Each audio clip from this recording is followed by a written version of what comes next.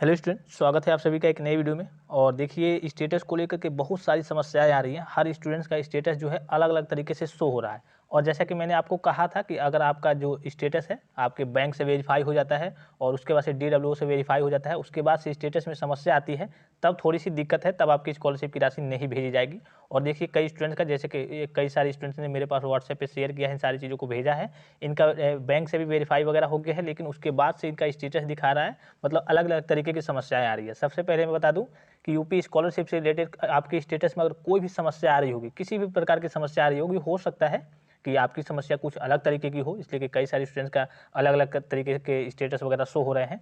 तो अगर अलग तरीके की समस्या हो तो नीचे दिए गए नंबर पर आप सेंड कर सकते हैं, इसलिए कि उसके चलते हो सके कि आपका स्टेटस कुछ अलग तरीके का हो और मैं उसके बारे में जानकारी प्राप्त करके उस तरीके के जो स्टेटस हो उनके बारे में इन्फॉर्मेशन दे दूँ कि सभी बच्चों तक वो इन्फॉर्मेशन पहुँच जाए। ठीक है, इसके बारे में देखिए इनके पाठ्यक्रम का नाम है मैकेनिकल इंजीनियरिंग में डिप्लोमा और प्रोडक्शन में, और प्रथम वर्ष है इनका। कुछ चीज़ें ब्लर दिख रही होंगी आपको सिक्योरिटी रीजन के लिए। मेन पॉइंट्स की हम बात करेंगे, यहाँ पे दिख रहा होगा आवेदन पत्र की स्थिति। उसके बाद से देखिए पंजीकरण यानी कि रजिस्ट्रेशन कंप्लीटेड, यानी कि पूरा हुआ। हिंदी में है, बहुत सारे बच्चे अभी तक इंग्लिश वगैरह में ही देखे होंगे, लेकिन हिंदी में भी देख लीजिए और सारी चीज़ों को समझ लीजिए। ठीक है, 27/10/2022 को इनका पंजीकरण यानी कि रजिस्ट्रेशन हुआ। फाइनल सबमिशन कब हुआ? पूरा हो गया है, कंप्लीटेड 2/11/2022 को। उसके बाद से संस्था स्तर पर स्थिति यानी कि अग्रसर, जिसे आप फॉरवर्ड करते हैं, 13/11/2022 को, यानी कि 13 नवंबर 2022 को इनका फॉर्म है वो फॉरवर्ड हो गया। उसके बाद से देखिए जो चौथा ऑप्शन है, और मैंने आपको बताया भी था, अगर चौथा ऑप्शन और पांचवा ऑप्शन में आपके डेट वगैरह मेंशन नहीं होते हैं, आपका स्टेटस इस तरीके से जैसे कि ब्लैंक रहता है। अभी मैं आपको एक और स्टेटस वाला दिखाऊंगा, बहुत सारे बच्चे को मैसेज वगैरह आए हैं, तो अभी मैं आपको वो भी दिखाऊंगा। अगर ये दोनों चीज़ें, चौथा और पांचवा ऑप्शन आपका ब्लैंक यानी कि खाली रहता है, तब तो कोई दिक्कत नहीं है। तब अगर वर्तमान स्टेटस यानी कि करंट स्टेटस में अगर आपका कुछ भी दिखाए, तब तो कोई दिक्कत नहीं है। लेकिन जब चौथे ऑप्शन में और पांचवें ऑप्शन में कुछ भी लिखा हुआ आएगा, जैसा कि इनका आ रहा है, ठीक है, उसके बाद से आपके जो स्कॉलरशिप का फॉर्म है उसमें दिक्कत है, कुछ ना कुछ चीज़ें गड़बड़ है। अब देखिए इनका क्या गड़बड़ है, खाता सत्यापन स्थिति यानी कि बैंक से सत्यापन जो हो रहा है, बैंक द्वारा अस्वीकृत यानी कि रिजेक्टेड बाय बैंक, जिसे आप कहते हैं रिजेक्ट कर दिया गया है बैंक से। अब क्यों किया गया है? इनके देखिए लाभार्थी के पते के विवरण में राज्य और एलजीडी का मतलब होता है लोकल गवर्नमेंट डायरेक्टरी, जनगणना कोड का अवैध संयोजन।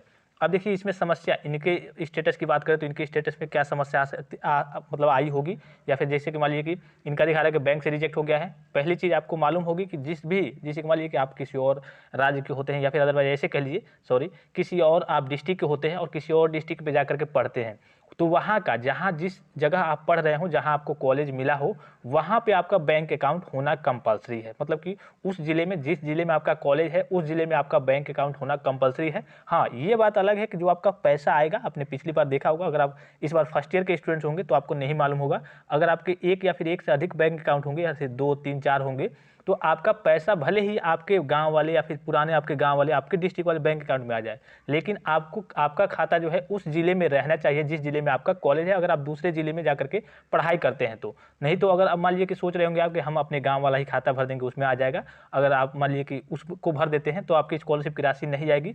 हो सकता है ये समस्या इनकी जो आई है उसी को लेकर के आई है, लोकल गवर्नमेंट जो डायरेक्टरी होता है, तो लाभार्थी के पते के विवरण में राज्य और जिला, जो राज्य और जिला है, जनगणना कोड का जो है अवैध संयोजन हुआ है, या फिर हो सकता है इनके आधार कार्ड में और इनके मार्कशीट वगैरह में, या फिर किसी अन्य, जैसे कि इनका आय जात निवास वगैरह हो गया, उसमें जो एड्रेस होगा वो मिल नहीं पाया होगा, यानी कि गड़बड़ होगा। अगर गड़बड़ होता है फिर भी ये समस्या आ सकती है। तो बहुत सारी समस्याएं इस तरीके के आ रही हैं स्टूडेंट के सामने। अब देखिए इनको करना क्या होगा, जाहिर सी बात है कि इनका जो पता का विवरण है वही गलत हो गया है और बैंक से डायरेक्ट अस्वीकृत कर दिया गया है। तो इनका जो बैंक का अकाउंट है वो आपको करेक्शन की जब डेट आ रही है तो कॉलेज में एक बार बात करना होगा कि हमारा यहाँ पे अकाउंट नहीं है। अगर यहाँ पे भी है तो कॉलेज से बात करके अपना जो भी आपके एड्रेस वगैरह गलत वगैरह होंगे उनको सही करा लेना है, ठीक है। अदरवाइज जो भी जानकारी आपको आपने इन्होंने व्हाट्सएप पे मेरे पास ये सारी चीज़ें शेयर की है, मेरे पास और जो भी आगे की जानकारी आएगी इनको मैं देते रहूँगा, बता दूंगा कि क्या क्या करना है। अदरवाइज इनका लगभग एड्रेस वगैरह गलत है और जो इन्होंने बैंक अकाउंट वगैरह खुलवाया है वो दूसरे जगह का बैंक अकाउंट ऐड करवा दिया होगा और पढ़ते कहीं और होंगे, ठीक है। उसके बाद से इसमें पांचवा ऑप्शन देखिए, जिला कल्याण अधिकारी द्वारा सत्यापन जिला छात्रवृत्ति समिति में लंबित, यानी कि पेंडिंग है अभी डिस्ट्रिक्ट लेवल पे, और वर्तमान स्थिति में जिला छात्रवृत्ति समिति में लंबित, यानी कि जिसे आप pending at district scholarship committee कहते हैं। इनका हिंदी में सो रहा है, ठीक है। अटेंडेंस भी सही है, 78% है, 75+ चाहिए। मार्क्स भी है कि हाँ रास्ता है, जैसे कि परिणाम देखिए यहाँ पे रास्ता दिया है, मतलब कि पास है, ये सारी चीज़ें, ठीक है। फिर अगले स्टूडेंट्स का मैं दिखा रहा हूँ, जैसे कि अभी मैंने आपको बताया कि अगर चौथे और पाँचवें ऑप्शन में आपके कुछ भी शो हो रहे हैं तो समझिए कि आपकी स्कॉलरशिप के फॉर्म में कोई ना कोई समस्या जरूर है। तो चलिए अगले स्टूडेंट का देख ले रहा हूँ, और जिस भी तरीके के आपकी स्टेटस में कुछ अलग तरीके की समस्या आ रही होगी तो आप शेयर कर सकते हैं व्हाट्सएप पे, और मैं हो सके कि रिप्लाई वगैरह ना दे पाऊँ, लेकिन आप इससे अब ये नहीं, जाहिर सी बात है कि हजारों लड़के शेयर नहीं करते हैं, तो मैं देख करके आपको जेन्युइन सा वीडियो प्रोवाइड करा देता हूँ कि कोई आपको दिक्कत ना हो, सभी बच्चों को इसके रिगार्डिंग इन्फॉर्मेशन मिल जाए, ठीक है। अब दूसरा स्टेटस देख लेते हैं पहले। अब इनका स्टेटस देखिए, रजिस्ट्रेशन भी इनका लगभग कंप्लीट है। उसके बाद से 11/10/2022 को इनका रजिस्ट्रेशन वगैरह कंप्लीट हुआ था। उसके बाद से फाइनल सबमिशन भी हो गया 14/10/2022 को। स्टेटस एट इंस्टीट्यूशन लेवल से फॉरवर्ड हुआ है 7/11/2022 को। अब देखिए account verification, response pending by PFMS, और वेरिफिकेशन बाय डीडब्ल्यूओ यानी कि डिस्ट्रिक्ट वेलफेयर अफसर से अभी पेंडिंग है। उसके बाद भी इनका करंट स्टेटस में क्या दिखा रहा है, डुप्लीकेट इनकम सर्टिफिकेट, यानी कि जो इनका आय सर्टिफिकेट, आय प्रमाण पत्र का क्रमांक नंबर है वो डुप्लीकेट दिखा रहा है। हो सकता है एक्सपायर हो गया होगा नंबर, या फिर सेम दिखा रहा है, same income certificate, no number is issued with different father name, enrolment number और रोल नंबर, ये तो सारे बच्चों में समस्या आ रही होगी। Enrolment number, roll number, marks not match with university uploaded data. तो देखिए जब तक यहाँ पे सेक्शन है चौथा और पांचवा, इसमें अभी तक कुछ अगर करंट स्टेटस में नहीं आ जाता है, इसमें कुछ डेट मेंशन होकर नहीं आता है, या फिर अदरवाइज इसमें कुछ लिखा हुआ नहीं आता है, तब तक कोई दिक्कत नहीं है, ये सही हो जाएगा। हाँ एक बात आप ध्यान रखेंगे कि आपका इनकम सर्टिफिकेट वगैरह जो, चूंकि देखिए जो आय जात निवास वगैरह लगता है, निवास तो शायद लगता नहीं है, आय जात केवल लगता है। तो जो जात होती है, सॉरी हाँ आय जात केवल लगता है। तो जो जात कई सारे जैसे जनरल कैटेगरी के स्टूडेंट्स होंगे उनका केवल आय जात ही लगता है, या फिर आय ही लगता है। तो मान लीजिए कि जो भी हो गया, जो भी लगता हो, तो अगर आय जात निवास मान लीजिए कि अगर आपका एक्सपायर है, खास करके आय की बात करें तो आय आपका वैलिड होना चाहिए, इसलिए कि आय के बेस पे ही मिलता है, जितना भी आपका आय बनता हो, जैसे आपके फादर का, उस हिसाब से ही मिलता है। अगर इनकम सर्टिफिकेट आपका एक्सपायर हो जाता है तब थोड़ी सी दिक्कत आती है। तभी देखिए इनका जब अकाउंट वेरिफिकेशन होगा, हो सकता है अकाउंट भी वेरिफिकेशन हो जाए, सॉरी अकाउंट जो बैंक डिटेल है वो भी वेरिफिकेशन हो जाए, बैंक डिटेल वेरिफिकेशन हो जाएगा। लेकिन जब ये पांचवें ऑप्शन में जाएंगे, अगर इनका डुप्लीकेट इनकम सर्टिफिकेट यानी कि गलत रहेगा, एक्सपायर रहेगा, तो इनके स्टेटस में समस्या आ जाएगी, और करंट स्टेटस में ये सारी चीज़ें तो हट जाएंगी लास्ट वाली, लेकिन जो डुप्लीकेट इनकम सर्टिफिकेट नंबर है वो सेम रहेगा, इसलिए कि इनका गलत है, ठीक है। तो इसीलिए मैं कहता हूँ कि अगर आप फर्स्ट ईयर के स्टूडेंट्स हैं, जो फ्रेश कैटेगरी के स्टूडेंट्स हैं, वो जब भी अपने एडमिशन वगैरह कराएं तो एक नया बनवा ले कि हाँ 3 साल जो भी जितने साल का आपका कोर्सेज वगैरह हो उतने दिन चले, नहीं तो आपका बाद में जो है उसमें ऑप्शन नहीं देता है संशोधन करने का, और दिक्कत हो जाती है।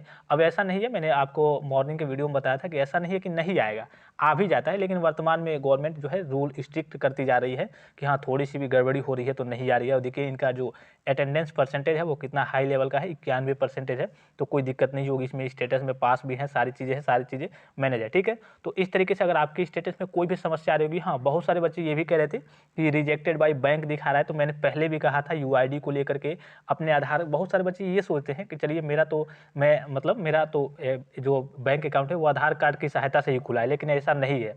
आधार कार्ड से ही खुला है, लेकिन अगर आपका पैसा आधार कार्ड से निकल नहीं पाता है, एनपीसीआई से आपका अकाउंट मैप्ड नहीं है, तो आपका पैसा नहीं आएगा, यूआईडी इनवैलिड करके आएगा, या फिर अदरवाइज कोई और तरीके की समस्या आएगी। जैसे कि कई सारे स्टूडेंट्स के मेरे पास स्टेटस अभी भी हैं जो पिछली बार के हैं, उनका इस तरीके की समस्या आई थी, मतलब यूआईडी इनवैलिड करके, या फिर कई जैसे फंड अगर खत्म हो गया तो फंड की तो समस्या अलग है, या फिर अटेंडेंस लेस देन 75%, 75%, वो तो समस्या अलग है कि चलिए अटेंडेंस आपका कम है, या फिर आपकी कोई और समस्या है। लेकिन अगर आपका जैसे कि अगर आपके इनकम सर्टिफिकेट वगैरह एक्सपायर होते हैं, या फिर अगर आपका बैंक का जो अकाउंट है वो एनपीसीआई से मैप्ड नहीं रहता है, तो वहाँ पे यूआईडी इनवैलिड करके आएगा। इसलिए मैंने आपको कहा था एक बार आप अपने जो भी आपका बैंक अकाउंट होगा, जहाँ का भी हो, जिस डिस्ट्रिक्ट में आप पढ़ते हैं उस डिस्ट्रिक्ट का होना चाहिए, भले आपका पैसा कहीं और। हाँ एक बात का आप ये भी विशेष ध्यान रखेंगे, अगर आपके 2 बैंक अकाउंट है, यानी कि एक से अधिक बैंक अकाउंट है, तो अगर आपका जिस जिले में आप पढ़ते हैं वो बैंक अकाउंट सही है, आधार कार्ड से भी लिंक है, एनपीसीआई से भी मैप्ड है, कोई समस्या नहीं है, लेकिन जो दूसरा बैंक अकाउंट है आपके आपके गाँव में, आपके डिस्ट्रिक्ट में,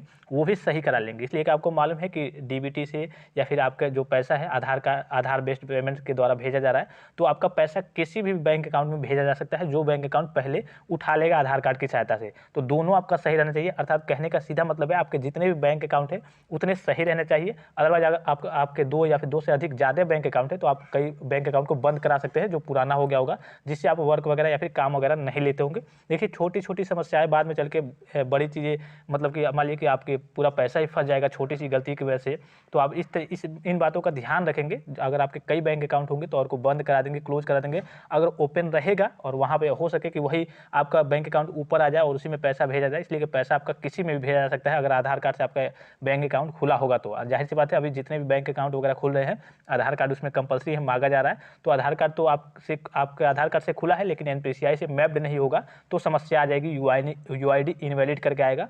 तो सभी बच्चे एक बार बैंक में जाकर के संपर्क कर लेंगे, जिनके भी बैंक में रिजेक्टेड बाय बैंक दिखा रहा है तो बैंक अकाउंट को सही करा लेंगे। अदरवाइज करेक्शन की डेट्स वगैरह, अब जाहिर सी बात है करेक्शन तो 2 ही दिसंबर से होने वाला था, लेकिन 10 दिसंबर तक जो डेट बढ़ गई तो करेक्शन जैसे ही होता है, जिन बच्चों का करेक्शन वगैरह भी कराना होगा वो भी एक्टिव रहेंगे, करेक्शन वगैरह करा लेंगे जिनको करेक्शन कराना होगा। तो आई होप कि वीडियो आपको इन्फॉर्मेटिव लगा होगा। तो नीचे दिए गए व्हाट्सएप नंबर पर आप अपना स्टेटस सेंड कर सकते हैं अगर आपके स्टेटस में किसी अलग तरीके की समस्या आ रही हो तो। आई होप कि वीडियो आप सभी को काफ़ी ज़्यादा इन्फॉर्मेटिव लगा होगा। फिलहाल इस वीडियो में इतना ही, इजाज़त दीजिए, धन्यवाद, थैंक्स फॉर वॉचिंग। मिलते हैं नेक्स्ट वीडियो में।